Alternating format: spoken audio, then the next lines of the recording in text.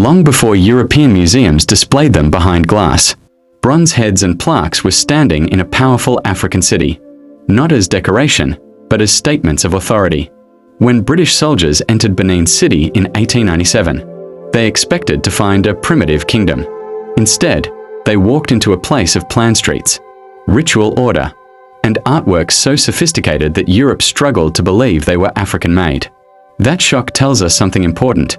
This story is not just about art, but about power, memory, and how history is often misunderstood.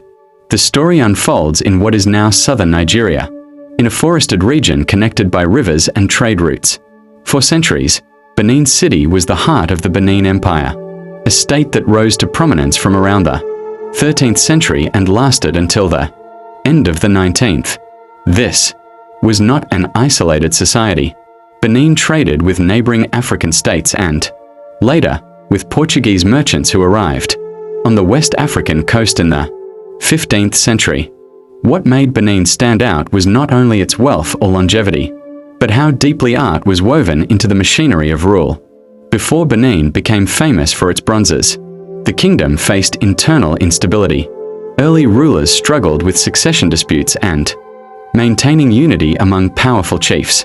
Authority was fragile, and without a clear system to legitimize the king's power, the state risked fragmentation.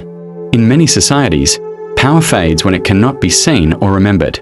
Benin's rulers understood this problem clearly. How do you make authority permanent in a world where rulers die, rivals rise, and memory fades? The answer came through a remarkable fusion of political structure and artistic mastery. From about the 14th century, Benin's kings, known as obas, centralized power and established a court system where art played a formal role. Skilled guilds were created and controlled directly by the palace. Among them were bronze casters, ivory carvers, and woodworkers. These artists were not free agents. They worked exclusively for their oba. Their task was to turn power into something visible, lasting, and undeniable. Using a technique called lost wax casting, Benin artists produced detailed bronze heads, plaques, and figures. These were not portraits in the modern sense, but symbolic records. A bronze head might represent a deceased oba or a queen mother, placed on an ancestral altar to honor lineage and continuity. Plaques showed court officials, warriors, ceremonies, and encounters with Europeans, carefully arranged to reflect hierarchy. Scale mattered.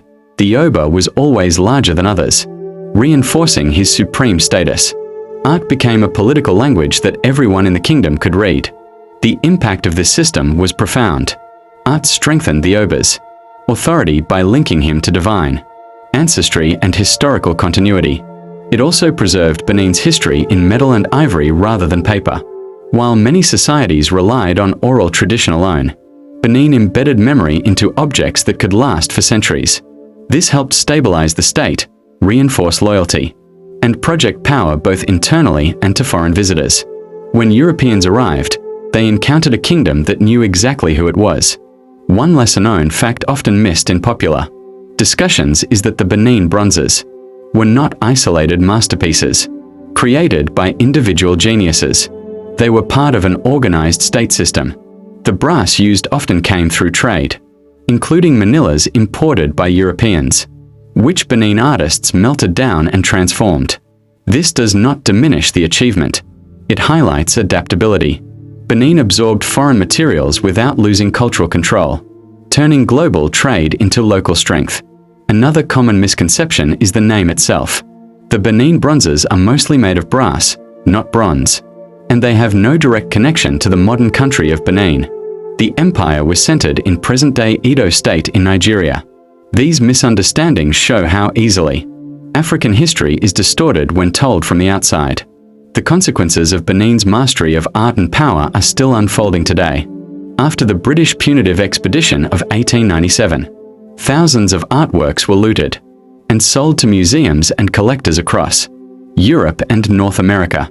For decades, these objects shape how the world understood African art, often without acknowledging their violent removal. Today, conversations about restitution and cultural ownership are reshaping museums and international relations.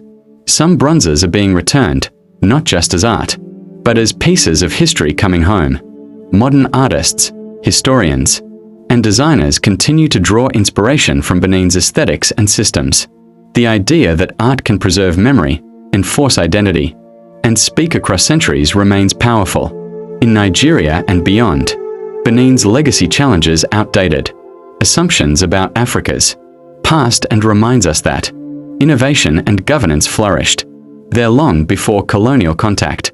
As you reflect on this story, it becomes clear that the Benin Empire did not master art for beauty alone. It mastered art as a tool of statecraft, memory, and legitimacy.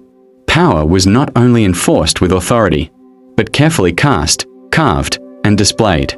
If you found this story meaningful, sharing it helps keep these histories alive. And a simple like tells the algorithm that stories like this matter.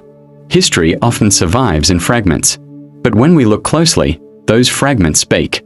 The Bronzes of Benin still speak today, not just of a fallen empire, but of a civilization that understood how culture could shape power and how power could be remembered. And there are many more stories like this, waiting quietly in the past, ready to be told.